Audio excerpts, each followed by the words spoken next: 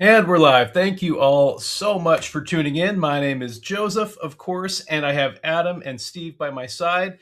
Costas could not make it today, so we're going to mourn his loss, maybe have a moment of silence. And let's get started. So, Adam, Steve, you both have some updates. I know, Steve, you put out this really cool video on 2D scanning that you were talking about in the last live stream. You want to tell us about that? Yeah, so we got into some conversations on the last stream about how you can use photography to model either the object itself or to interface with the object in the picture. So I put out a video that shows the step-by-step process of how to capture the image, whether that's using a camera on your cell phone, whether it's using a 2D scanner, and then bringing it into Alibre, calibrating it, and starting to model off of it. And there's some tips and tricks that I wasn't able to go into in great depth on the live stream, but it's out there on the channel, on the IQ Workshop channel, if anybody's interested. Yeah, check out that video. I love the shorts that you put out too. Perfect loop. And Adam, you have some workshop parts that are brand new. Yes, sir. So I have put out 5 new parts within the past week or so. All of them completely different from one another, including one by you, Joseph, down here, the very last one. Is trickier than it looks. So yeah, quite a few new parts. If you haven't stopped by Weekday Weekend Workshop, check it out. weekdayweekend.net/workshop if you're looking for some practice for your CAD software for free. Alibre is one of the fastest times, but we're not the most used yet. So if someone wants to help change that, then feel free to stop in. Completely free, no logins, no ads, nothing like that. Not even any tracking cookies. So, yeah, I've used some of these parts on my YouTube channel, my personal channel, and it was nice not to get some, copyright claims and things when other people make their practice parts public. But don't want. Well, not yet, Joseph. You never know what I'll do. Oh no! Well, let's log that one away. We got some people from Tucson. Yes, we got everybody in here. We got Michigan. Hey from Michigan. Nice. Sweden. Thank you so much for being here. Northwest Missouri. Yep, we got Northern California. Hello, neighbor. See, Tampa Bay. So, where else do we have here?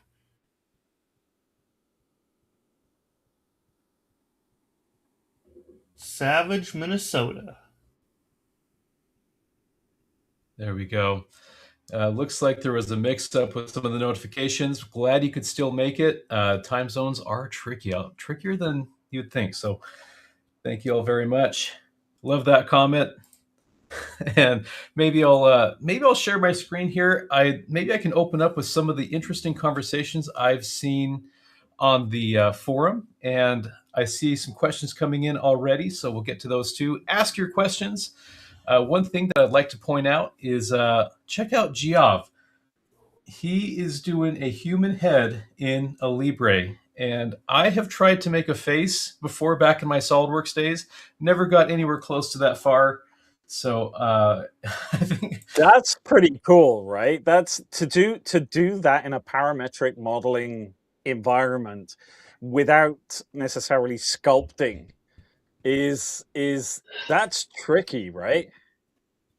Giov is showing that we can do Blender in Alibre too. It's pretty amazing stuff. Crazy. So had to point that out. I thought that looked really amazing. That's cool. This is an interesting one. Problem with sheet metal and sketch bend. So here we want to make a bend across these two faces so that the middle will come out. And it does work, except a regular sketch bend loses continuity on that. And so interesting and worth covering here.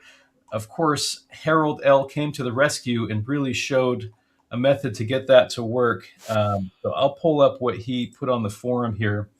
Harold is saying that you can, of course, make your sketch bend, but immediately unbend it again, and then make your cut, and then add the tab later on and rebend it.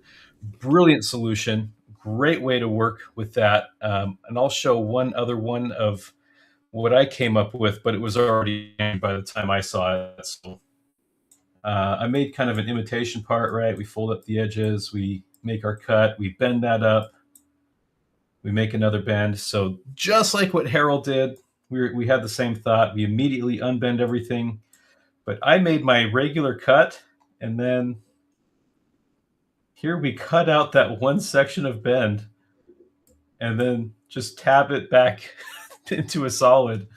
And then that allows it to be bent as well. So just a little different flavor on that sheet metal workaround. But the problem is if we roll back to here, right, if we go to rebend it,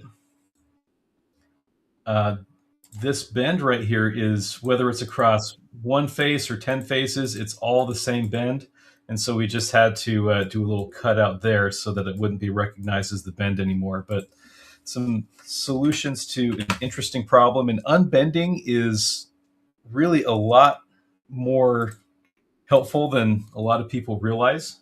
So if you wanted to make like a mesh basket, unbending is how you would do that. And it still can, of course, collapse in a flat pattern. I may not have set this up in the most coherent flat pattern, but so all you have to do to make like mesh patterns and make them bendable is, you come up with something that's flat, you can create some bends in it, and then just unbend it and cut your mesh pattern into it. This takes just a second because it's quite the pattern here. Oh, wait, no. I have to apply the pattern. There you go. So I just patterned a little cut to make the mesh. Now we're rebuilding. And just like that, we can rebend it into its final state. So unbending is really kind of a hidden gem when you're working with sheet metal. So, Joseph, out of the two options that you showed there, which one actually had fewer entries on the process tree on the left? One of the things I kind of look at is efficiency of operations. The fewer operations to do stuff in my head is easier on the application and potentially easier to follow when you're trying to fix something. Yeah, I love that distinction. Let's see. When we start the solution here, on mine we have the unbend, and then 1, 2, 3, and 4. And then on Harold's, we don't need that. I think he's one less. Let's see. So he has the tab, sketch bend. So we unbend, and then 1, 2, 3. So Harold's is definitely less. I think the difference would be, do you want to create a new sketch to recreate the tab? Or if you already have the tab, there is an extra step, but you can keep what you've already cut out here. So just a trade-off as to what situation you're in, I think.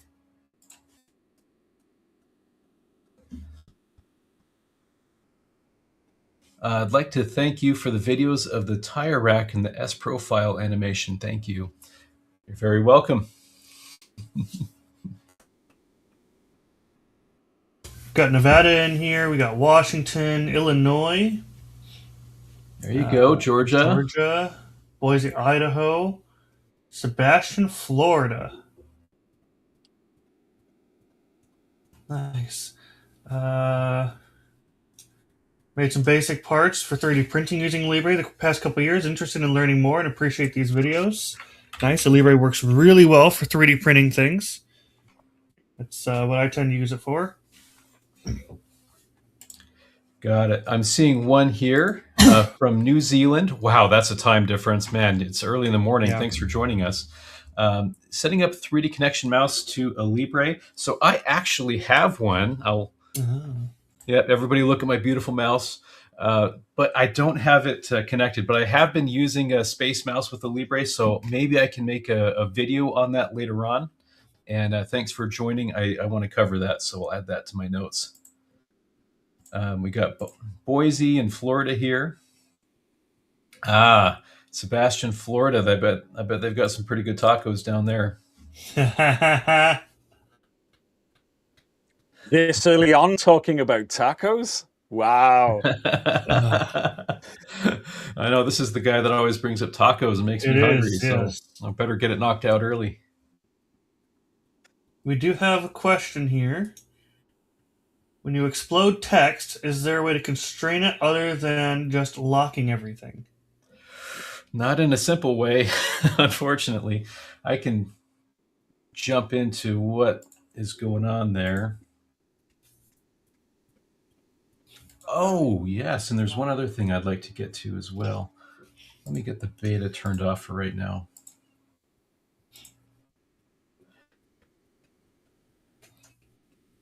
Just getting 28 started up here.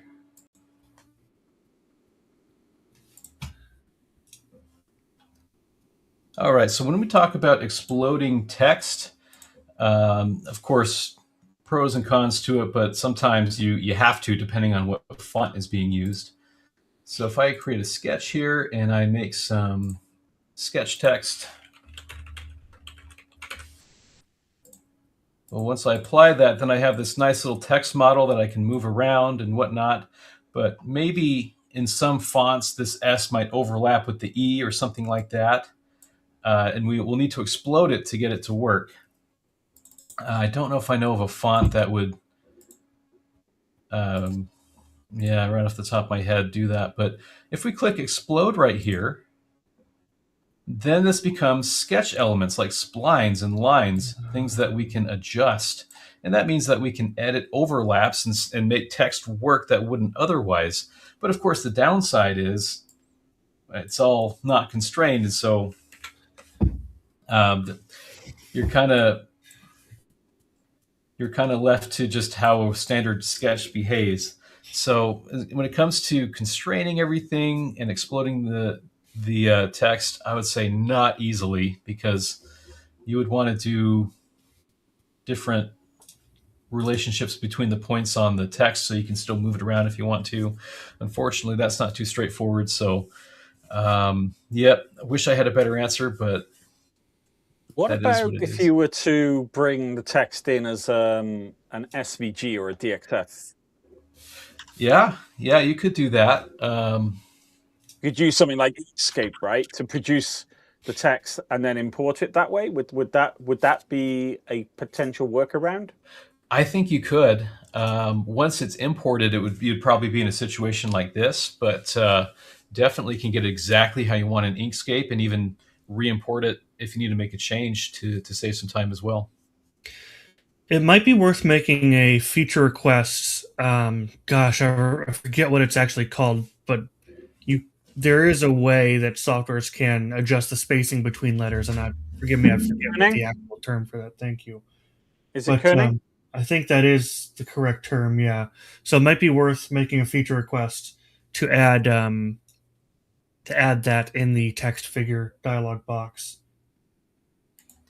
Because I think that would eliminate your issue, yeah, because your issue is that sometimes letters overlap. So, well, yep. So, might be worth making a feature request.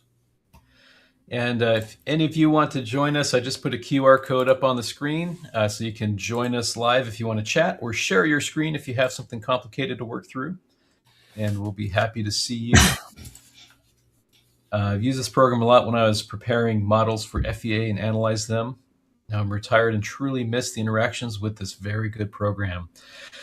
Well, we miss you too if you're not with us, but feel free to join us on the chat and let us know if you have any questions. Made some basic parts for 3D printing. I'm interested in learning more and appreciate these videos, absolutely. And Frog Commander 96, let us know if you have any questions. You get the award for best username today, Frog Commander 96. I like that. This one looks a little tricky there, Joseph. Yes, I'm working on a prototype that incorporates a drive shaft that runs at a 3-degree angle off the transmission that drives it. I'm guessing you're using U-joints there. In the simulation mode, the program will not allow the drive shaft to rotate. Is that the simulation in the program, the FEA program that you're using? Let us know. It should be able to be made to rotate in the Alibre assembly, of course. Let us know if you're having an issue with that. Yeah, if it's not rotating, you might have an accidental extra degree of constraints, maybe, or something might be slightly over constrained. Definitely. Let's see, I got fish tacos. nice. I very rarely have fish. I don't know if I've ever had a fish taco. Sing for a reason. That sounds horrific. Well, you guys have fish and chips over there all the time. Just take those and throw them on a taco shell. I don't see what the problem is. There we go. It's fine. North Carolina, how's the beta working out? Glad you asked, because there's one thing, that I kind of forgot to put in there. When it comes to the beta, there was another interesting conversation that was brought up right here. Chamfer edge angle distance is broken. I see Albie a lot on the forums, and he's always got some great points to make. The angle distance option in the chamfer tool needs the flip button activated. Let's jump into Alibre and see what he's talking about, because this is a really good topic. If I activate a sketch here, and I've got a solid, and now I want to chamfer the edge here.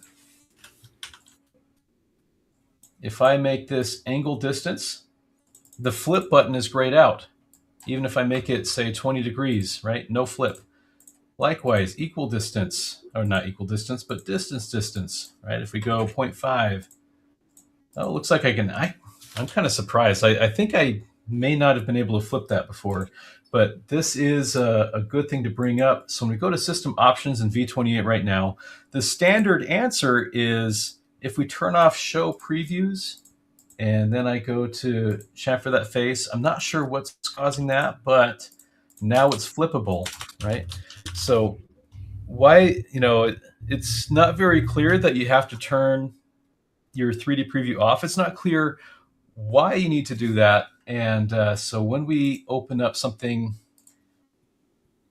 in the beta, I can show you real quick here.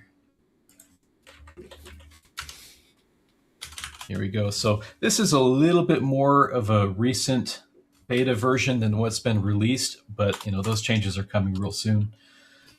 Opening up the beta here, we open up a part. When I go to make a chamfer on something, or chamfer if you prefer, I had a university professor that called it chamfer.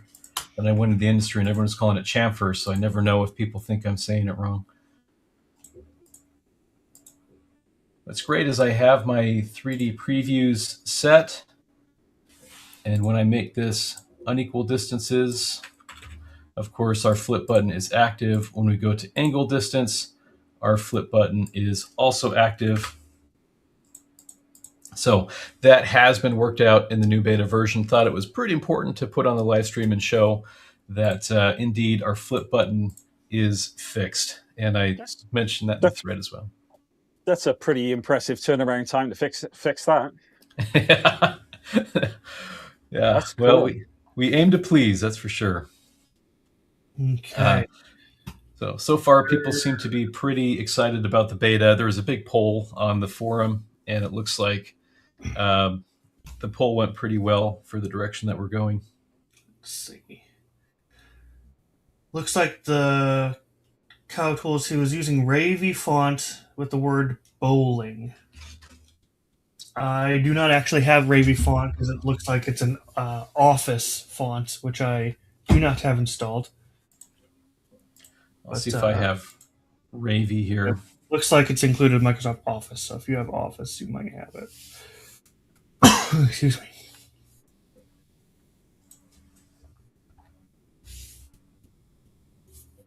Ravy, there we go. Yeah. Yeah, that's a perfect example right there. I see it already. So in this case, when we go to extrude it, right, it's going to look broken. The OK is all salmoned out. We get our nice unobtrusive error message in the corner instead of getting in our way. So when we go to sketch, the fastest thing to do is click on Analyze. And this is in Atom. It's just not as apparent in Atom.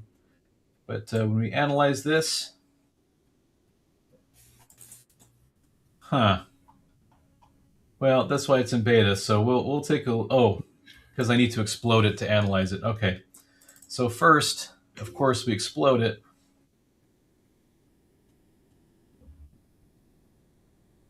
And there it is, explode. Still getting used to my new user interface here. So with this being exploded, now we can analyze it. And what do we see? We see some intersections here, right? And some loops and whatnot, overlaps. And so we can go through and explode it. But of course, what we alluded to earlier is we may not have the ability to move it around as easily as we did before. If I had to move this around still, which I think is probably the main thing, you might be able to get by with move here, and I can say select a point and then move over here and apply. And so it's still movable, even when it's not locked down, and that could be a reasonable solution. But hopefully let us know, CowTools, if any of that is at least a little bit more helpful. But yeah, once it's exploded, it's all going to be splines. Yeah, I definitely think that putting in a feature request for kerning might be a good option. Right. Drive shaft with the U-joints will not rotate in Alibre assembly. Interesting. Let's see if I can find something on that. Well, right quick. New to Alibre, do you have any parametric hinges that are directly importable? That's a good question. So we do have the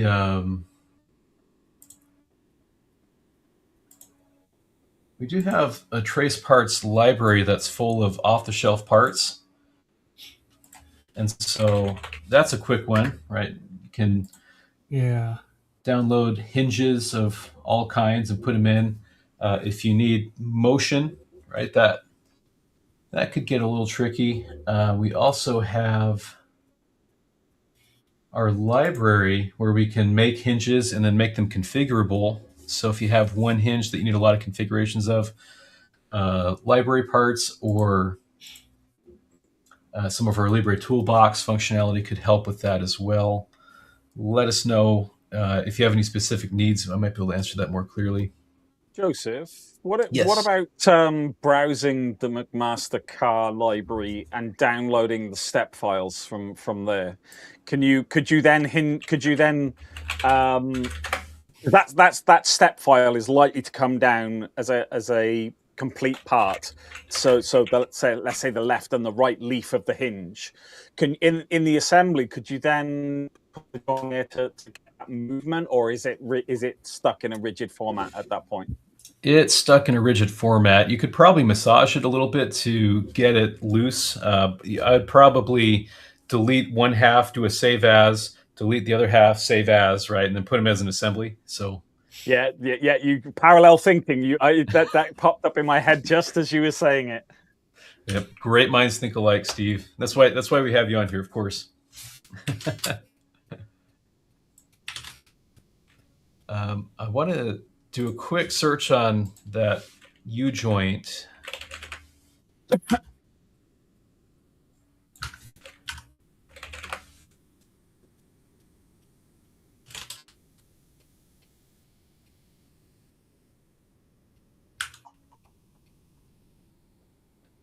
Oh man, so I made this assembly with U-joints in it, and it spun fine for me. But now being able to find it could be a totally different animal.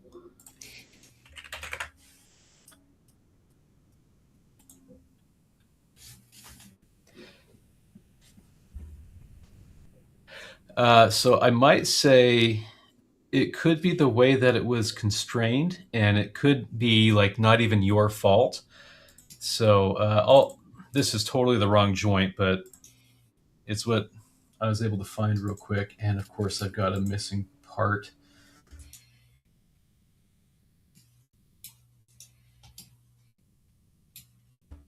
All right. Anyway, assembly things that can have constraint on this, then I still allow it to freely rotate around.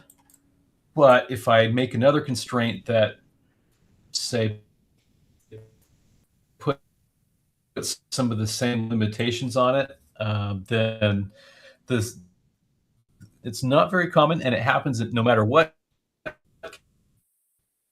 CAD platform you're using, SolidWorks or Onshape or CATIA or whatever. All of these constraint solvers have to have algorithms that U-joint to rotate before.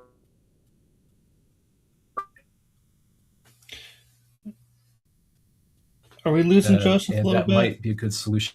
Yeah, he's breaking up for me. I wish I could. Joseph, you're. I'll try refreshing. I'll be right back. Yeah. Okay, in the meantime, guys, let's see. Taco Man, our taco friend, has not had any problems with the beta except for the occasional freeze if you have too many screens with too many tabs open. That's fair enough. That's fair enough.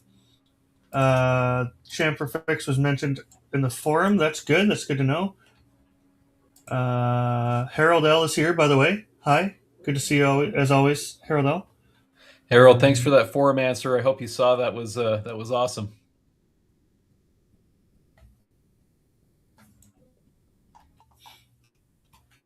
Looks like Omni Cubed Inc. When Joseph was downloading from McMaster, he chose SAT as the file type. That will be one piece solid. When you choose step, it will come as separate pieces in an assembly. Awesome. Interesting. Good to know. That's a great thing to point out. I don't know if it'll be flexible, but the separate pieces are going to be a big help for sure. And then, sorry, we were here. Okay. Yeah. So that's. I want to keep in touch with that because I've seen them rotate before, so I'd love to look at that deeper. If you're able to share a model, great. If not, I'll see if I can make another U-joint model because I can't find the one I made previously. But, yeah. Basically, check out the forums, and either one of us or someone on the forums will be able to help you out and figure out what's going wrong with that. Yep. Chamfer Fix was mentioned in the forum. Thank you, Harold. It's good to have Harold with us. It is. This guy is a legend in his own right, so. See. Just in relation to the McMaster cast step file, Omni's saying there the assembly constraints won't be applied, but you can add those and have a working inch. Yeah. So it can be done. And I love the fact that there are libraries out there in multiple places that are freely available, right? So things like McMaster Cart. Another one that I use is GrabCAD. You might need to check if there's any licensing on the model for the usage, but it can certainly help you out in a pinch. Where it looks like we got a little bit of feature requests. Is it possible for the rows in the error list to take you directly to those locations when you click on the row? Interested to recenter your view on the issue. That might be a good feature request as well. Yeah. It sounds like it'd be possible. Might be a good feature request. That would be really useful if you've got something really complex and it's throwing an error to try and find it might be a bit of a challenge. I know this is a completely different use case here, but in KiCad for designing circuits, you have these little arrows that point at your errors where you might have some design rules, constraints, violations. And clicking the logs, it zooms in on the portion so you can get in there and get it fixed as quickly as possible. So that's a really good suggestion. Yeah. Yeah, that really increases the workability and being able to find stuff well. see. Cow tools can't use chain select on 2 different lines like the outside of. Okay, back to the text. You can't use chain select on 2 different lines like the outside of the G and the inside of the G. Overlaps are weird, FYI. Gap and fix these. Yeah, fix sounds like a kerning. I'm sorry, kerning option would fix a lot of that. Harold, glad to help when I can. As always, man, we appreciate you being here. So there's a quick moving hinge for you, Steve. Omni was totally right, and and it does depend on the format that you download it in. So To be clear, you're using 29 v29 beta here, but presumably that's something you can do in 28, right? absolutely, yep. I'm just giving everybody a little subtle tease. So. Oh yeah, got it. Let's see. This guy tried to make a new drawing from an unsaved part. The program froze with a little circle turning on the screen. Had to restart the computer. Was this in the beta? If this was in the beta, I would let the devs know right quick that you had an issue, even if it's not repeatable. Just so they know. If it's not in the beta, I would try the beta safely in a safe environment and see if you still have an issue.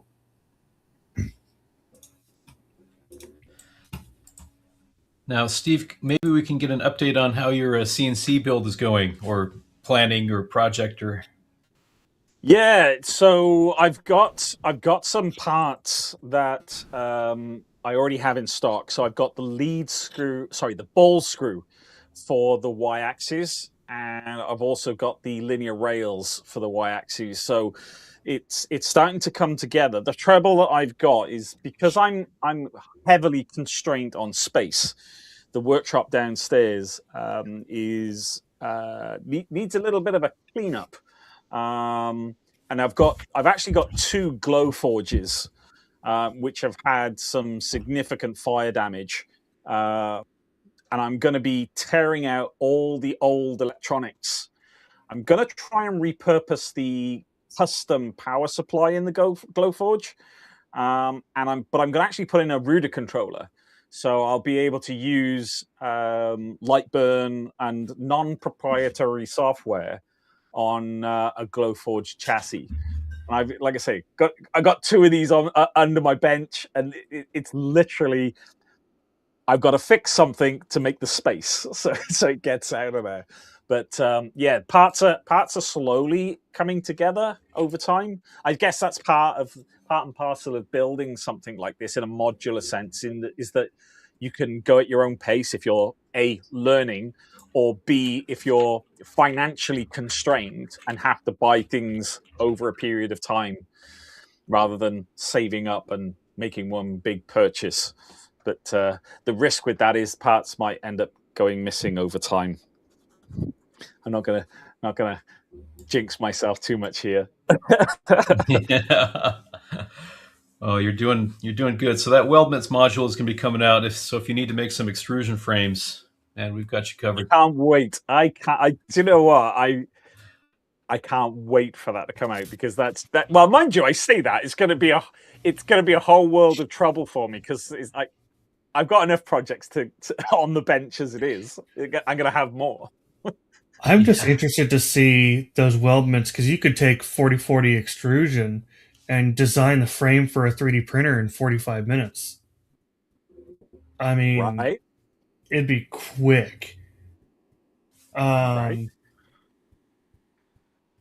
Let's see. Speaking of running out of resources, my CAD machine has 64 gigs of RAM with 4 gigabyte NVIDIA card. Performance with Alibre and Keyshot benefit more from additional RAM or a bigger video card? I'd say a video card. 64 gigs of RAM is absolutely plenty. I'm running 32. I mean, that being said, I mean, if it's DDR3, you are getting up there in age for the RAM, but that's still plenty of RAM. A 4 gig video card in today's age is definitely getting up there. I'd look at upgrading that, because even you can get like a used, like a 2070 Super or something, with like 8 gigs of RAM for under $200 now, as long as you get it from somewhere reputable, which is the hard part. But I'd definitely say more VRAM is a good spot to look. Adam, I think you hit the nail on the head. By the time you start using 64 gigabytes of RAM, you'll start probably seeing other problems. And I think video card is no question going to be your best path. Yeah. Also consider AMD for video card as well. Consider AMD for a video card as well. I was a little concerned. I wasn't sure if Alibre would play nice with an AMD card, but they definitely do. I'm running the 9070 XT right now, and it runs perfectly fine. And sometimes you can get a little bit more bang for your buck out of an AMD card. So, and something else might be going on the PC, because I think with those specs, you probably would have a smooth performance. So check for any other settings or things that might be running as well. yeah.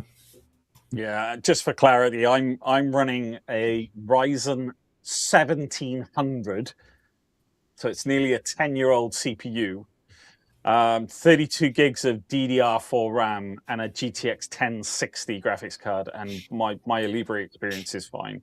Admittedly, the stuff that I do isn't complex assemblies, but to date, I've not had a problem. Yeah. Like that is the big caveat as well. If you're doing big assemblies with a bunch of different kinds of models and a whole bunch of different constraints and really, really complex stuff, you've got some 3D modeled threads and some knurling going on and all that kind of stuff, then you're definitely going to have a need for a lot more VRAM compared to somebody who's designing what is essentially like a glorified cylinder, right? So and a bunch of arrays. Yeah.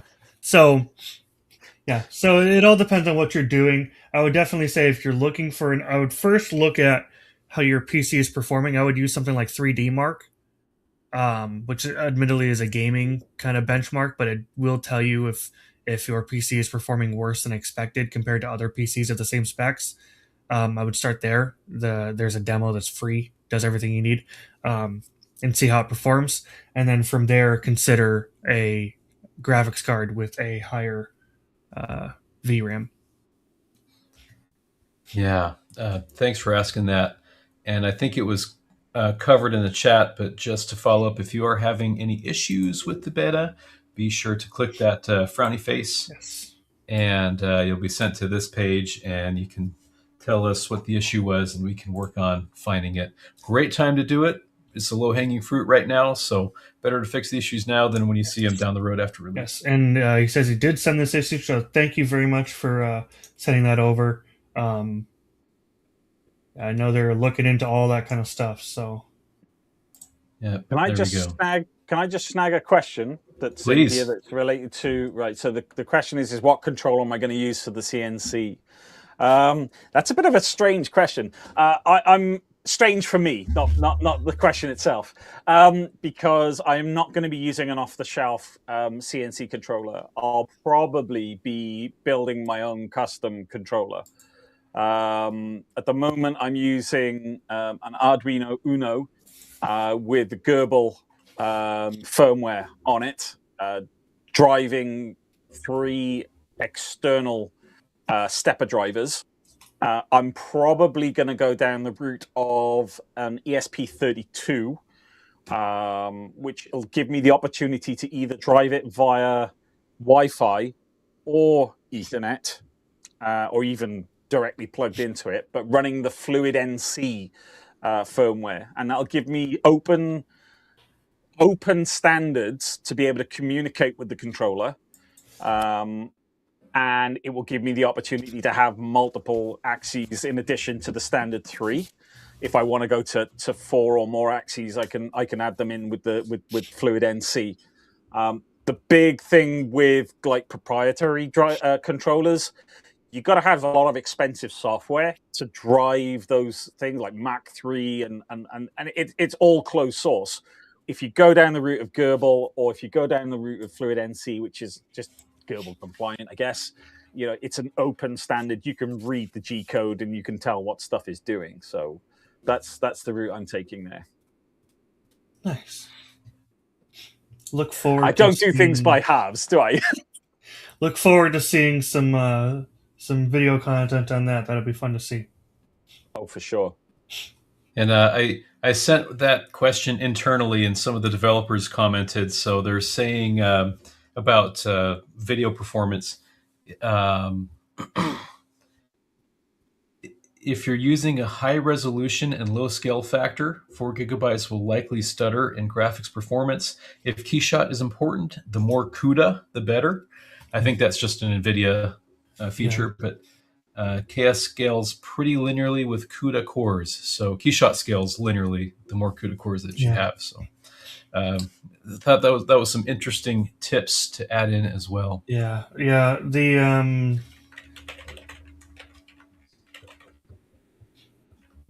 Intel HD graph, is that integrated? Intel HD graphics. That was someone else. I'm sorry.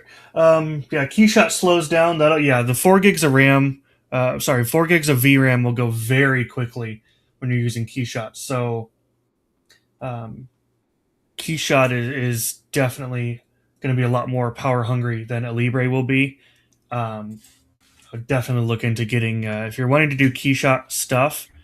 Definitely look into getting a higher card that will definitely, like the dev said, that'll definitely improve your performance. Because Keyshot isn't just like any other 3D renderer. Photorealistic renderers like that are very tough to drive. Which is why, like, even for me, and I just built this PC a couple months ago, it would still take a couple minutes to render out one image that's one frame. So, that 3D Mark, that reference to either 3D Mark or Cinebench as a benchmarking tool to see how your graphics is performing. In that regard, is probably a good shout. Yeah. I like this. Can part of the RAM be dedicated to the video?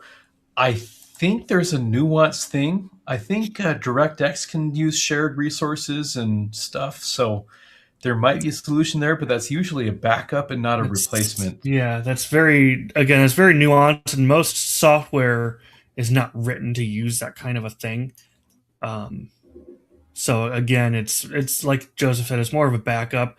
It all depends on each piece of software. One piece of software might be more RAM heavy. One piece of software might be more VRAM heavy. And with Keyshot being a very graphically intensive program, you're going to be looking at VRAM all day. So I would have thought VRAM would have been had faster clock speeds than system RAM. No, it does. It tends to, yeah. So there will while you might be able to expand the amount of RAM available, sharing it there will be a trade-off somewhere. Yeah.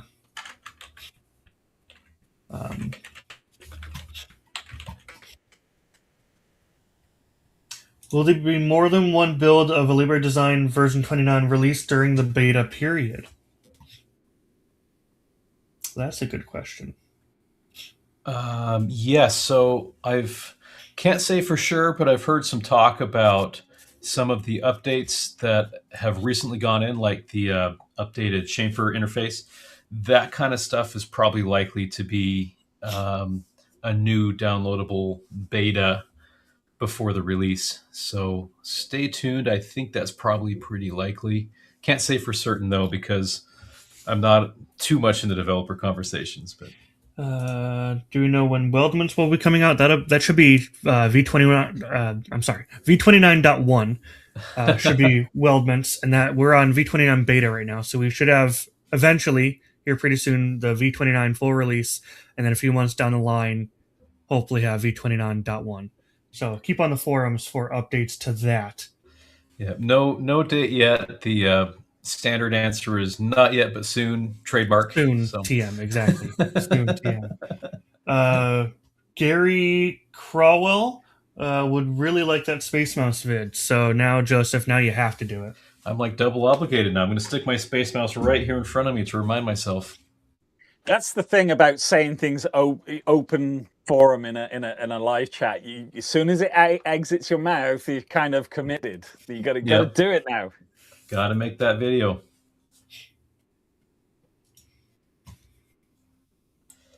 And I think we're all caught up on comments. So if we've missed your comment, let us know. So we're trying to get to everybody. Some comments take longer than others to answer. So if we don't get to you, you can always pop over to the forum. I think we got everybody. Yeah, let us know.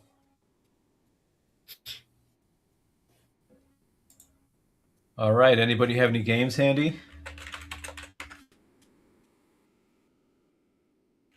I can.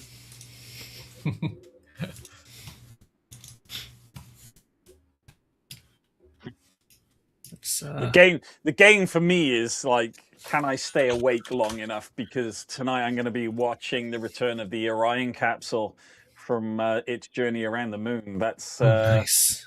That's going to be coming in for my time about 1:30 a.m. So I think a little bit of a drink, and I'm going to marvel in the technological magic that is NASA, right? So there you go. I can't wait. Joseph, we got some gaming here. Okay, we'll switch over to you because I think this Rainbow guy is going to kill me. There we go. There's a classic. This is a good point. I agree with the Space Mouse video, but a question is, how long did it take you to get used to using it? And it does take quite a while. And you can adjust the settings as to which axis does what. So I'll probably have to throw that in the video too, of the settings that you can apply. So with that in mind, what's your tips and tricks for accelerating getting used to it? Is it a case of just cutting off access, like completely unplugging everything else from your PC, and you have just this one option, or is there a technique? That's a great question, Steve. I would say if you get a part in the part environment, see if you can get used to rotating it around one axis, and then go to the next axis, and then the next axis, and then see if you can pan it in one direction in isolated fashion, and then up and down, forward and back. And if you can isolate all those things, you'll be pretty successful. That almost sounds like you could gamify that. Yeah, you probably could. Right? That would be we ought to call Too Tall Toby over here and see if he could get that going for us. Well, yeah, the reason I say gamify is because I built one of my projects. I built a split keyboard, and I'm like the fastest one finger typer in town. And having a split keyboard from an ergonomic perspective and RSI perspective is really good, but it forced me to learn how to type with all my fingers. And there's various different games online that you can use that I think this one, I forget the exact name of it, but you're like this little spaceship, and every time you type the letters of a word, it fires at a ship with that word and it destroys it, and it just gets that muscle memory, and it's that thing to keep practicing. Yep. And likewise, I disconnected my keyboard and just got rid of it, so I only had the split keyboard. I didn't have a choice. Oh, I like this. Want to get used to a Space Mouse working CATIA for a few weeks. That's probably pretty true. And if you get a Space Mouse, there's a few other interesting benefits that you can have. You can change some settings in Google Earth or Google Maps and turn it kind of into a flight simulator and fly around with your Space Mouse. Interesting. That's pretty cool. Be sure to cover the radial menus in the Space Mouse video, adding commands to them.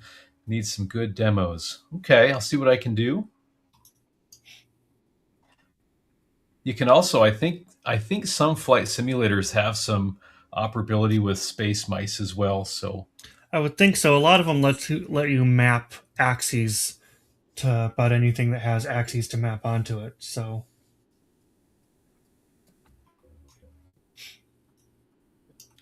Can I do a little market research? Sorry, go ahead. Go ahead. You first. I was going to say, is there anybody in the chat who uses Weekday Weekend Workshop? Because I was thinking about adding assemblies to the workshop and basically putting in there, do this part number, and this part number, and then come back here and then import them and do assemblies, and then judging correct answer by center of mass. So if anybody in here uses Weekday Weekend Workshop and would like to see assemblies, let me know, because I'm considering it. It would be a little bit, I don't want to say an overhaul, but it would be a little bit of work, but it could be done. So there's a question here, a 3D printing question, and that is: has anyone sliced their STL files with Chitubox? So Chitubox is a slicer for resin printers, and I've been able to get success out of using Chitubox, and that's specifically using the Anycubic Photon S resin printer.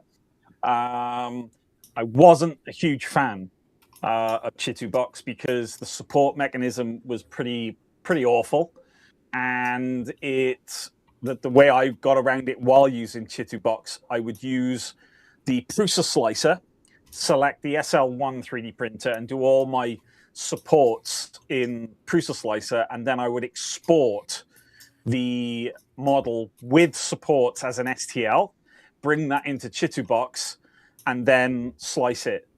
Subsequently, I've actually migrated away from Chitubox onto Lychee Slicer. Lychee Slicer is a free slicer, and you can pay for it, and it gives you access to a library, and it removes all ads from the application. So my go-to is Lychee Slicer for resin-based printing. Wow. I didn't even know that you had a resin printer. Yeah, good. Best kept secret, huh? It's not. So it's actually downstairs in the outside workshop, because if any of you guys have worked with resin-based printers, the smell, the odor that you get off of them is pretty nasty. If you can't smell it, you can often feel like an acrid sort of taste or sensation in the back of your throat. They're not really nice things to be around, and it's highly recommended that you use these things in a well-ventilated area, or if you can't be in a well-ventilated area, don't be in the room when it's operational, and ventilate it before you get in there and retrieve your prints. David, yeah, it is resin only. I believe Lychee and the Chitubox they're dedicated resin printers. So the difference between resin and regular FDM printing is that something like a Bamboo Labs printer accepts G-code. With a resin-based printer, you've got instructions for the Z height of the build platform, because it dunks down into the vat. And then you've got a secondary piece of data about an image of what that layer looks like, and it has an exposure time. And those two things are pretty different in the way that the software would interpret an STL model and build the resulting file. And each printer has a proprietary standard, which is why a lot of people with the Anycubic printers would use the Chitubox slicer and not Prusa slicer, because Prusa slicer doesn't output Photon S files, certainly in my case, which is why I migrated to Lychee. So resin printers can be messy, incredibly, and it also it dangerous. depends on It depends on the resin. It depends on the resin that you are using. So it is dangerous in the sense of there's a chemical reaction taking place, and raw resin, liquid resin, is not good for your health. So you want to be making sure you're wearing gloves, and at the very least, some sort of respirator or ventilated area in and around that stuff. But you can get water-based resins, so you can water wash them. And then you've got the grandfather, if you like, of the resins, which is you need alcohol, isopropyl alcohol, to wash your prints out. But the thing to remember, if it is liquid, it is dangerous. If it is solid, it becomes don't want to eat this stuff, but it becomes, I don't want to say inert because that suggests it's completely safe, but it becomes less of a exactly.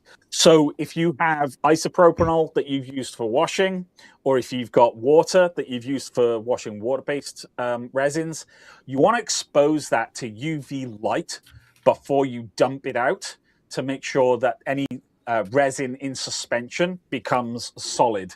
And that means, like, for water treatment and things like that, it's going to be less of a problem. You can filter it out and dump it in the trash and dispose of it appropriately, as opposed to just pouring it on the ground or down a drain. And I know in certain parts of the US you'll have a well, and you don't want to contaminate your own water supply, right? So you gotta treat this stuff proper. Sorry, I went down a rabbit hole then. Sorry. Teaching Tech has a really good video on safely handling resin prints. It's a little bit of an older one, but if you search for Teaching Tech resin printing, he does a really good job at showing his resin setup, which includes tongs, gloves, proper fans and air filtration, keeping it closed up and off limits to his family and kids when it's not being used, etc. OmniCubic, I apologize. We were waiting for more questions to come in, and I was asked to fill the time, so I apologize. I tried to pick something that wasn't too awful. I think OpenTTD is a good game if you're an engineer or if you like CAD stuff, because it's micromanagement. Sorry about that. What do you think of this one, Steve? I've had 100% success using Anycubic Slicer. When did Anycubic Slicer come out? That's not a slicer I'm familiar with. Because when I bought my Photon S, God knows how many years ago, the only thing I had was Chitubox. Yeah. So I don't have any experience with Anycubic Slicer. If I recall correctly, I think when I bought the Anycubic Photon S, it suggested Chitubox.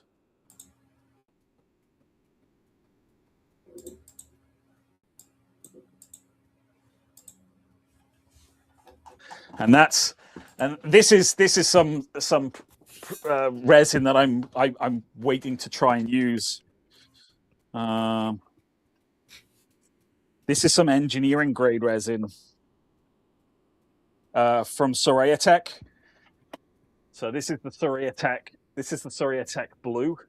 There you go. And this stuff, I've seen people hit the resulting print with a hammer, and the print stood up. So I've got some pretty heavy duty parts that I need to print out. See, I got too many projects. I know how that goes.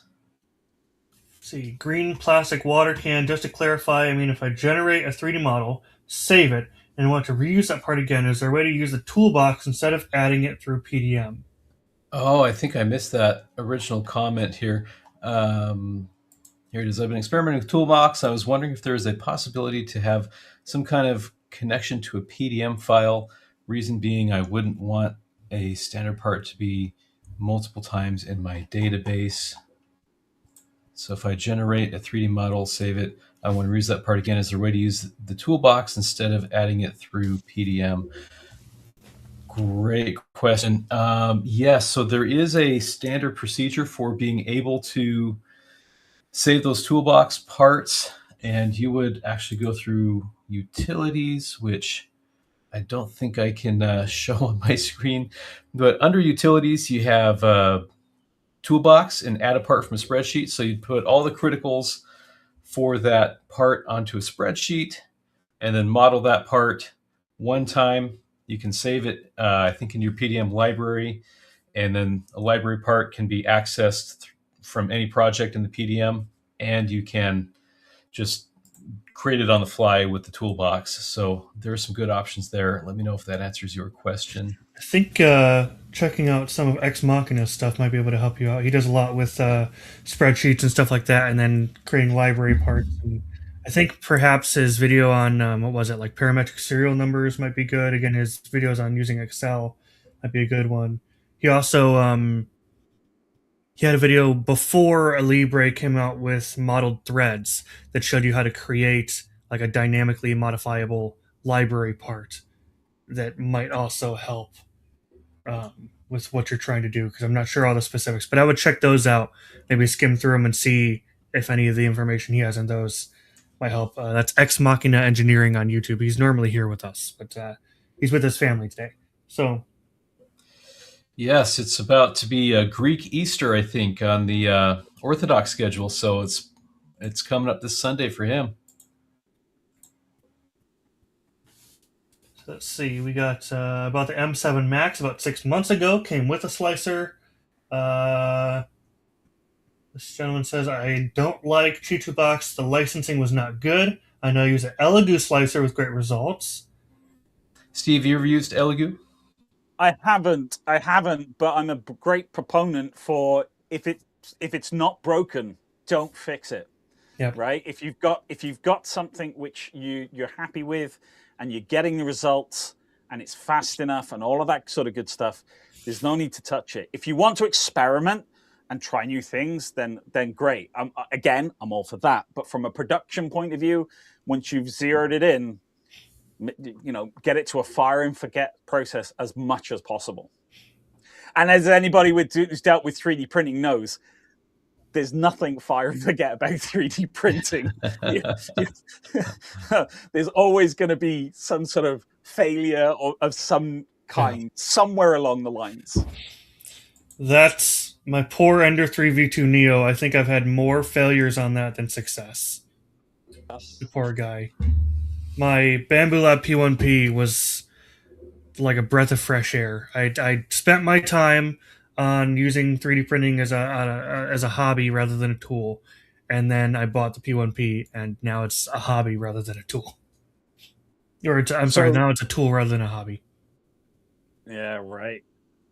Just to address the question on screen about the performance, I think it's fair to say with FDM-based printing, you have different filaments from different manufacturers, and you've got your printers coming out from, even if it's from the same manufacturer, you've got components being put together at different times. So there is a degree of variation that you're going to see. And it's always recommended, if you're changing brand, if you're changing color, that you calibrate your 3D printing filament to your personal environment. So, for example, someone in Arizona would have very different sort of conditions to someone, let's say, in Washington, right? Where you got somewhere really hot and dry, where someone's like cold, variable and potentially damp, right? So your filaments need calibrating. I think it's fair to say from a resin-based printer, you're also going to need to calibrate things like exposure time, the linger times, all of these different things for each of your different resins, because again, you're going to have variances with your light source. And that's the thing, over time, a light source will degrade until it actually fails.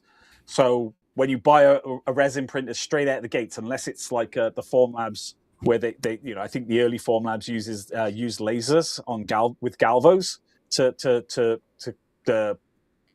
build the print up. With anything with the LED UV source, over time, the more it's used, it's got a lifespan. It's going to degrade over time. So you've got variables in there you're going to need to deal with. But yeah, calibration of your materials is important. Sorry. Same with FDM as well. Not sponsored, but I recommend the cauliflower.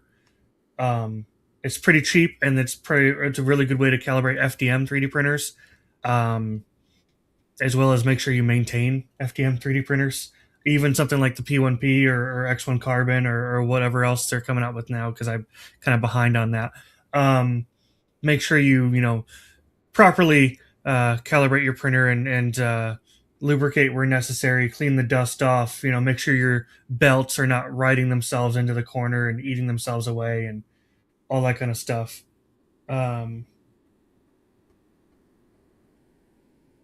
Let's see.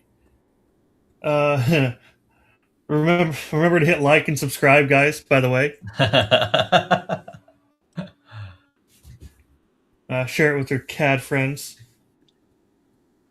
For sure. Let's see. There we go. I think there might still be some confusion. If I generate the part with Toolbox and Assembly A and save it, then I generate the same part in Assembly B, it would save a duplicate, right? Yes, it would. Yep. So in that case, if you have a part that you want to use across multiple projects, you could probably move that part into the library. So we have in the PDM projects and libraries. I don't have any libraries in my current install, but move that in the library, and then that can be used in any of these projects that I have going on. So libraries are kind of your fail-safe to get whatever part across any other project. I have a feeling I still might be missing the full breadth of the question, so let me know in the comments. And you can always go to the forum again with more details, photos, project files, anything like that. That way we can really nail down a solution. I don't disagree with what you're saying. I think Bamboo Labs printers that I'm using have their own hoods with an environment which you can pretty much adjust and keep constant. And that is true, and that eliminates a lot of variables. But again, different filaments are made differently, but that definitely does eliminate a lot of variables, though.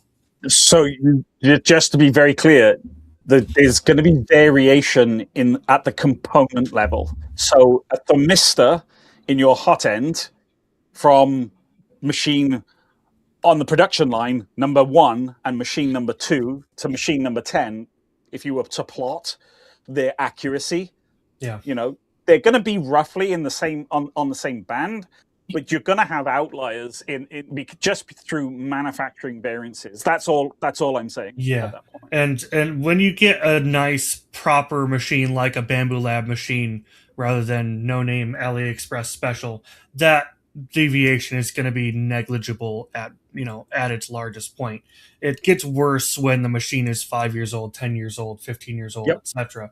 But and like what we got this guy's X1 Carbon with the EMS, learning Bamboo Studio, more success than failure. Exactly. Again, my P1P, more success than failure. I would suggest Orca Slicer though, but just this.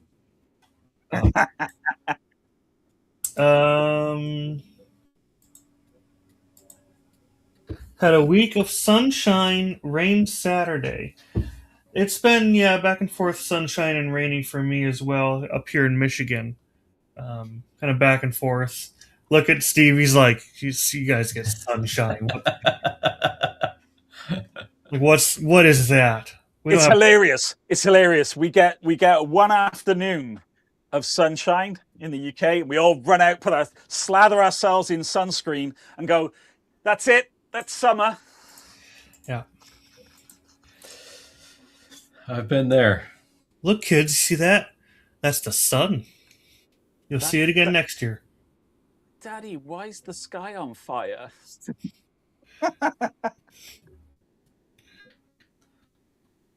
The first colonizers in the U.S. went. What is that great ball of fire in the sky? The sun.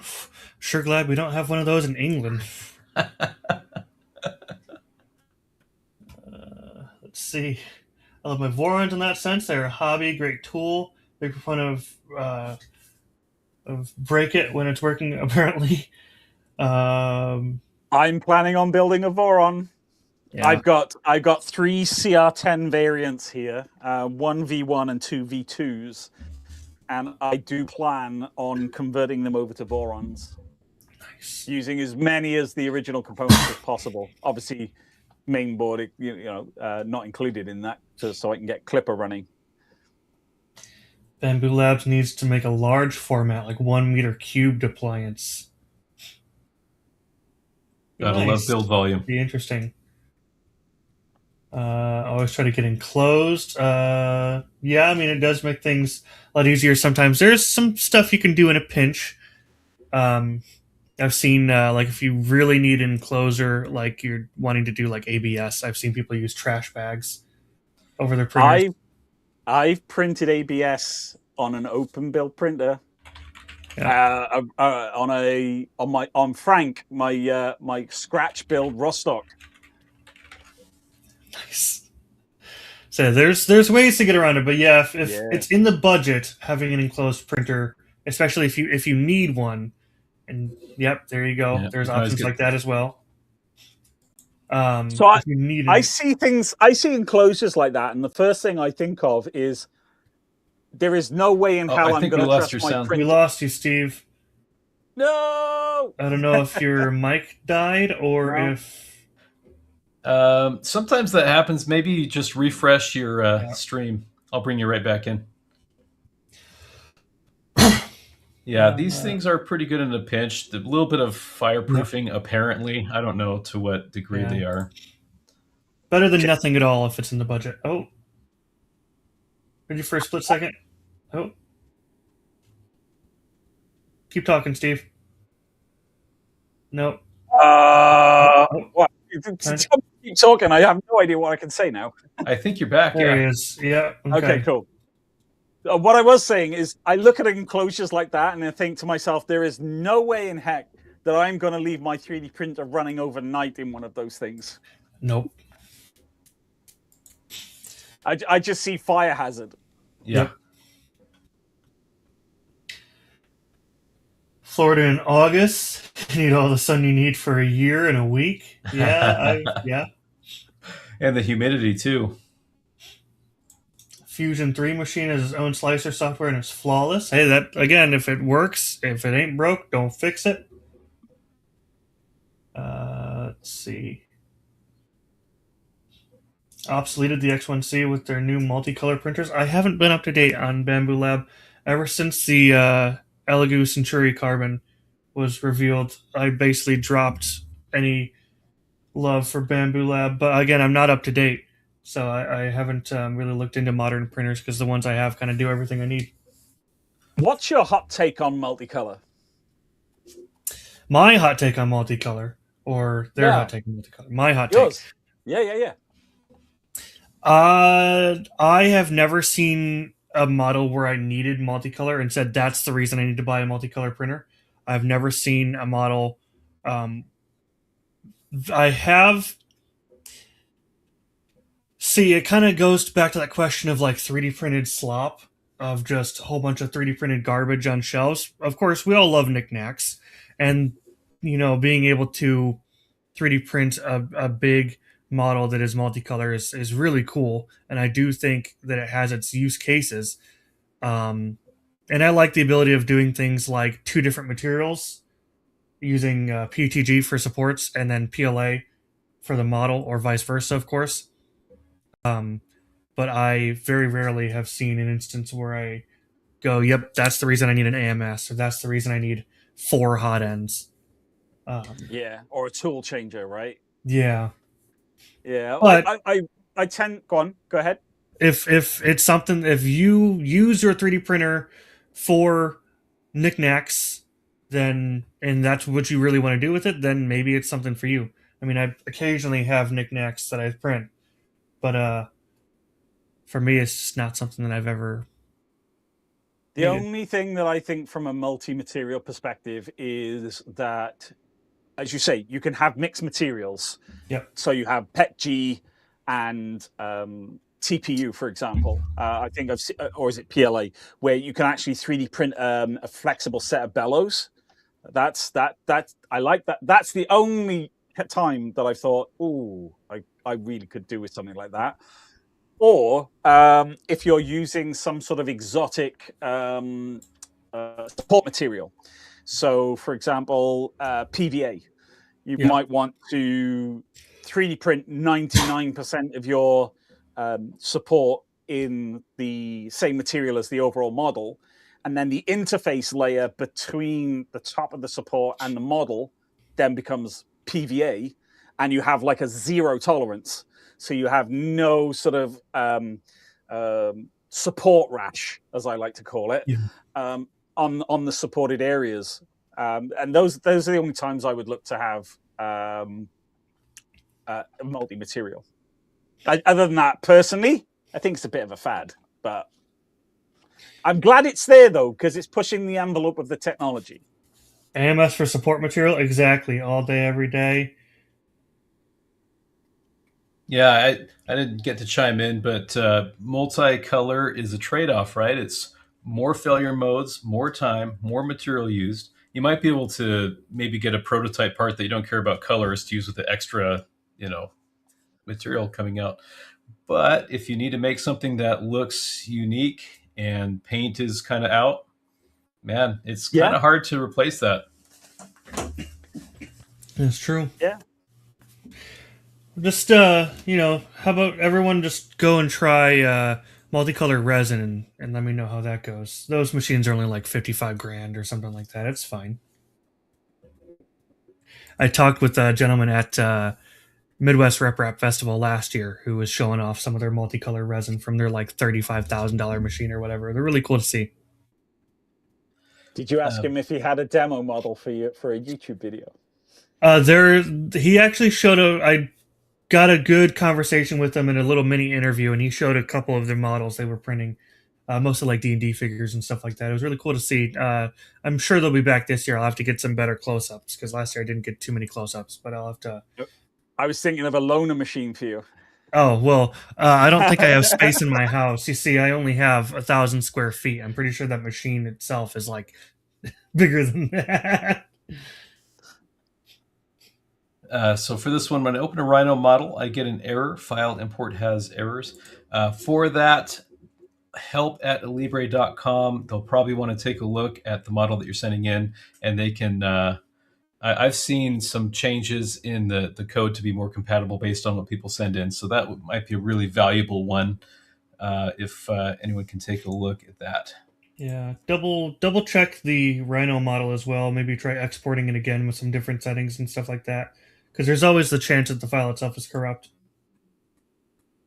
Object reference not set to an instance of an object. Yeah, maybe see if you can mess with some settings or try exporting again.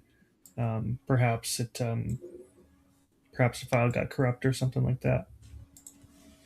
But yeah, if you don't get any success, by all means, send it in.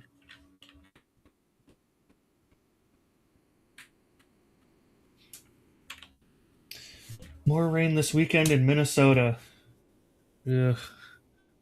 I say I'm meant to get. I don't know how today's supposed to be. I think tomorrow's supposed to be sunny, and then Sunday's supposed to be rain, I think.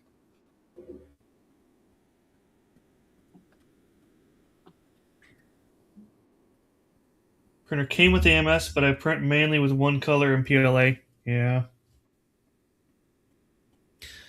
Yeah. That's the story of my life too, Harold.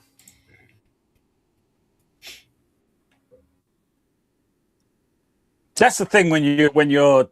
I would imagine the vast majority of the audience here will be printing functional parts for either a machine or a very specific use case. So, yeah, I'm not surprised. There's not a huge amount of chat around multi-materials, AMS, and all that sort of good stuff. You're telling me that the demographic that a CAD live stream reaches wouldn't be printing a ton of knickknacks and would want functional parts over fun and pretty parts? Oh, there's always room for fun and pretty parts, right? There's always. But I think with everybody's engineering background, I would say it's going to be front loaded on functional. I could be wrong. Might be a huge assumption on my part. Rolling over filament when the spools run out is a great feature about the EMS. That is true. That is true. That I can get with, right? If you can only take like a kilo in your machines, to have multiple rolls of the same color, and when it runs out, it just switches to the next one and just keeps rolling through, as opposed to failing. Yeah. Or detecting it's run out at 2 a.m. It parks itself and everything either goes cold and it fails because it's just been sat there for like 6 hours waiting for you to change the filament. More assembly motion videos, please. That'll be for you, Joseph. I believe. All right. Your cam and spring videos and stuff like that you've been doing. If you have anything in specific you're looking for, let me know. Is there a location? Oh, sorry, go ahead.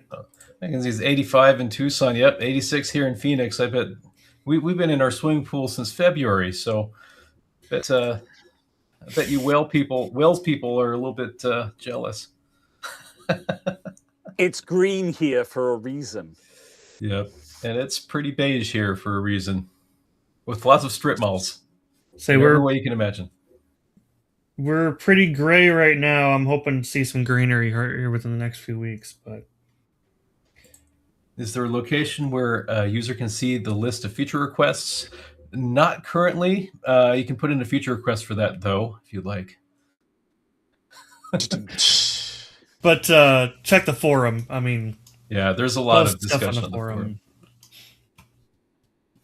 Out of interest, is there a place where the release notes are likely to be placed? So when a particular version comes out,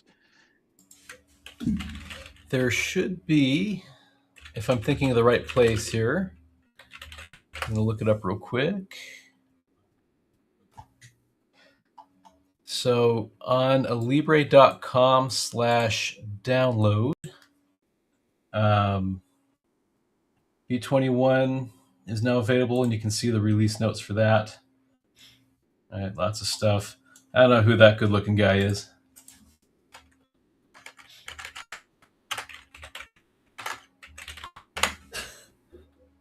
I don't think we can show that comment, Bill Black, on the stream, but I do like that. I don't think we can pull that up on the. That's hilarious. Now I have to go look at it.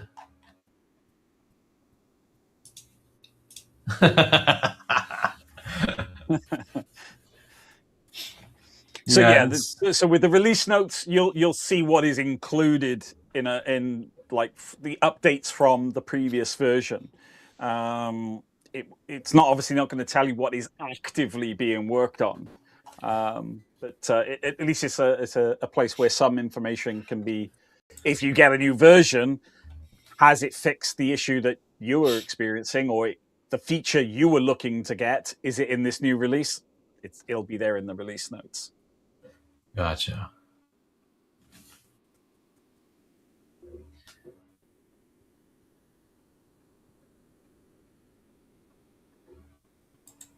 I like this. A couple years ago, I was trying to make a rocker arm open a value in an engine assembly. I was advised to use a tangent constraint between the face of the rocker arm and the end of the value stem. And then the same constraint should work with the cam and follower, but it doesn't. Hope the developers are working hard to fix this. Yes, this one is logged. We do have, actually, there isn't a video on the Alibre channel, as far as I know, about making a working cam and follower, but there is a video. Shameless plug. Yeah, by some independent YouTuber about doing cam and follower mates in Alibre. This will open up with a little animation here. If I switch to the scene. So you can kind of see, this is Alibre. This is just a bunch of screenshots put together in an animation. And then we go through on closest thing to an active cam and follower mate and how you would make it. Right there. So you can move the cam around and the follower follows. So hopefully that helps. I can put the video link in the chat.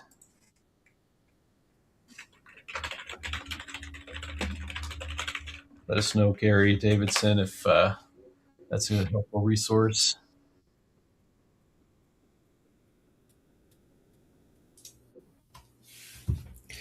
Let's see. Using LAN mode on Bamboo Lab printers. Yeah, I do the same. Also because I use Orca Slicer, and I'd like to continue just pressing send without their I'm not whole familiar. intermediary thing. Yeah, I'm not familiar with the Bamboo printers. So when you use the LAN mode, do you effectively upload the G code to the printer and the printer goes on from there, or are you streaming the G code to the printer? No, it goes the whole G code goes directly to the printer.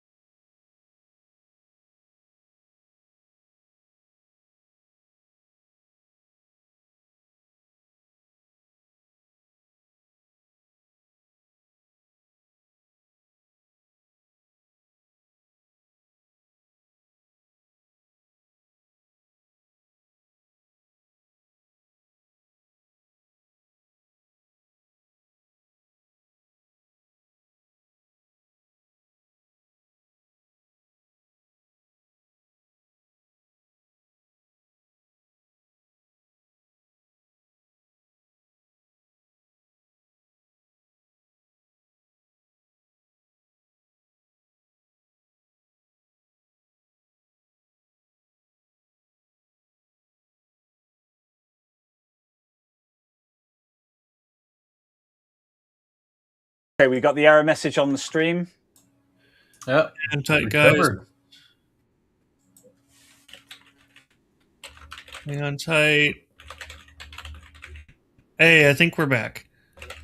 Looks like we're back. Hey, yep, we got it. There we go. Sorry about that, guys. We were just sat chatting amongst ourselves, right? So it all worked for us. I don't know where you guys went. We were all here. if only Alibre, made streaming software. Yep. We wouldn't have these kind of problems.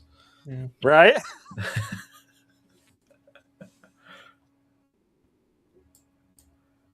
All right. I don't remember where we were. Someone in the chat remind me where we were here. Cam constraints. Right. It was announced in the last live. Yeah. I don't remember that being allegedly live. Yeah, allegedly. Yeah, so I haven't seen anything about cam constraints, but in fact, I know our help desk says people ask about it a lot, and so it's a priority constraint to bring in. Hopefully, the video is a workaround. Let me know in the comments if that link is helpful. And we're back. Anyone else have any comments?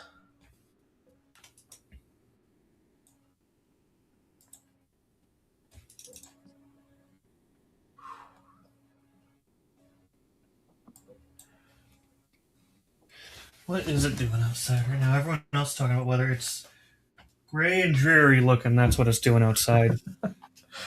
Gosh, I look out the window and it's like Mr. Blue Sky. You know that song? Want to trade? That's a fantastic song, by the way. I think I have. I don't think it's sitting here. Is it? Yeah, it is. Oh, right there. Here. Right on top. The true classics. Right on top. Right next to my Alibre mug.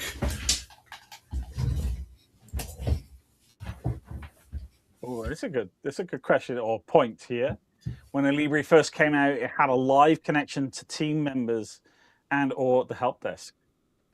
There you go, Harold. Yeah, I know that our support does go live with people when it's needed still.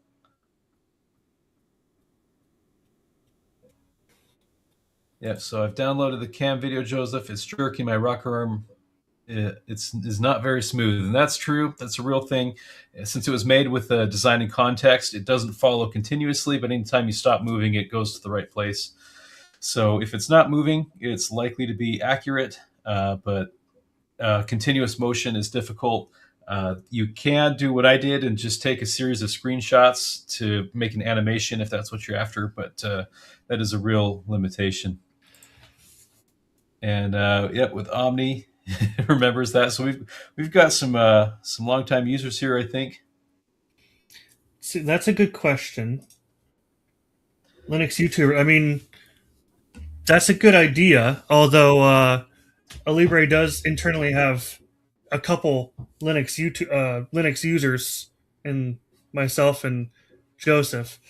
So we at least have the two of us. A good amount of people on the forum in Alibre do use Linux on occasion, but that's not a bad idea to get some of the Linux pros, as it were. Well, that's the thing, right? We got to get past 29.1. Yeah. And then the conversation can potentially expand to other operating systems. And from what we were hearing in the last live, I think Max was saying that it's more than likely going to be Mac is going to be up first. Is that, if that's a route that we're going to be taking to get multi-OS support? That's right. So I love this idea because it's a great way to hype it, right? It's a great way to even get testing out of it too. But and it says a lot for when you put yourself out there and say, "Hey, listen, we want a Linux version. We want to support these guys, and we'd love your feedback from the people who know what they're doing with it." That's a good idea. So definitely. I'm really looking forward to V29 in the aspect of what does it do when you put it in to something like wine, or if you put it, is it Rosetta? Is the Mac equivalent to that? Can you get it working under a different environment under emulation? It's never going to be as good as bare metal access, right? But interesting you say that, Joseph. If you want to tab over it, I have gotten this far. This is as far as I've gotten. But opening a part environment does not function, and I have had a little back and forth. But it is better than V28 was. I tried using Proton with no success, but bear in mind I'm also an idiot. So what is this? Is this wine? This is wine with a few wine tricks enabled as well. Sweet. That's a step closer, right? I tried that and got about that far too. Yep. So, but it has been discussed on the forum. Speaking of, how do I get access to the Alibre forum? There is a link in the Alibre launcher. You can also go to the Alibre website. I believe it's under the community tab, Alibre forum, or you can do alibre.com/forum. And if you need a forum code, email me, Joseph, at alibre.com, and I'll respond with the code for you. So it's most of the time it's a pretty chill place over there. A lot of knowledgeable people. Harold's on the forum quite a bit. He tends to be really good at helping people out when he's online. Ex Machina, same thing. He's all over that forum. Stu3D, seen him up there in the chat. I believe he tends to be in the forum quite a bit. Seen him around. Quite a few people in the forum. Every once in a while you'll get Max himself in the forums. Joseph's in the forums. So it's a good place to be if you've got questions or concerns. Now, speaking of this comment, day one free 3-year giveaway. That brought giveaways to my mind. I think it's time to do a giveaway. What do you guys think? Ooh. In fact, let's... You giving away tacos, or... I prefer to give away some maintenance.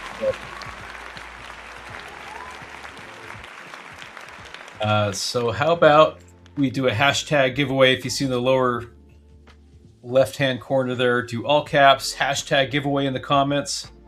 And then I can get this raffle, which is not run by Alibre, it's run by our streaming provider, started. We are not going to do that hashtag in the chat so that we don't accidentally trigger it. Ask us how we know. Hashtag giveaway. And what is the giveaway for, Joseph? Your maintenance.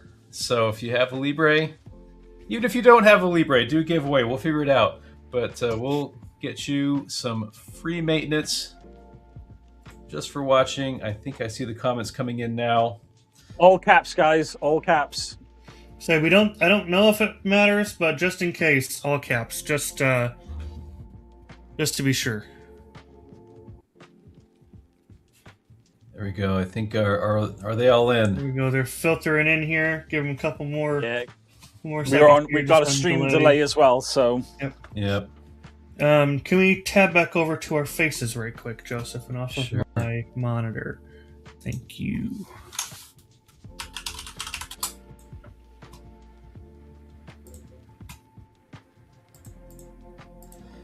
Yeah, just like that. Giveaway.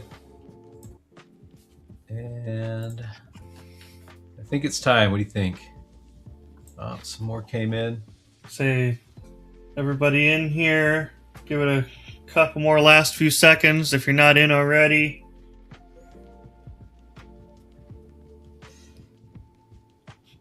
All right, Wave.video. Get it right this time. Here we go. Hype it up. Uncubed. All right. All right, man. Hey. Sweet. Congrats. Yep. Congrats, OmniCubed. Send an email, joseph@alibre.com. And I'm pretty sure that will come from a pretty recognizable domain. So, congratulations, OmniCubed. Speech.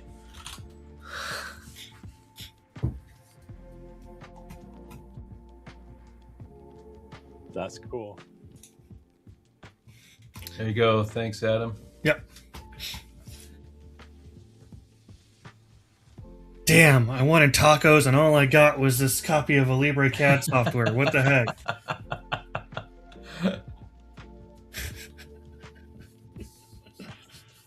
Or anything. Oh no!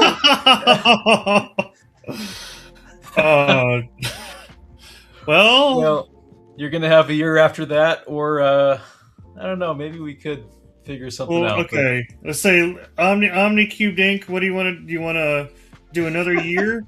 Should we offer him the ability to pay it forward here? Should we offer him the ability to redraw if he wants to, or? Yeah, it looks like we can get it to work for next year. Next year. Yeah, Joseph will work it out. We'll stick a year on what you already paid, so you're good. David, we tend to do a giveaway every stream, so man, all things considered, you have a pretty good chance. So stick around, stay tuned. Exactly, that is the reason that you want to stick around to the end of the stream, right? Because, quite honestly, all things considered, you're going up against a couple dozen people, not a couple thousand. So you do have an actual pretty good chance. Yeah. In fact, better than playing lottery. We lost 20 people during that freeze, so everybody's chances went way up. Right? That's awesome. Hey, our pleasure, OmniCube. Thank you for watching. I think it's probably that time, guys. What do you say? It's been about 2 hours. Yeah. If any last second questions, anybody? Anything last minute? Anything quick? It's my third try. All right, David, stick with us, man. It's just a numbers game. We'll get you in.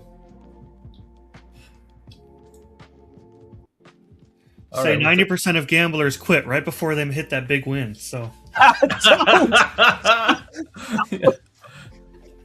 act responsibly, guys. Yeah, I am not condoning gambling. Just stop when it stops being fun. Yeah. Fortunately, we're not charging you, so you can keep trying for free. Well, it's been a wonderful chat about 3D printing, slicers, modeling, and more. Thank you all so much for watching, and we'll see you in the next one.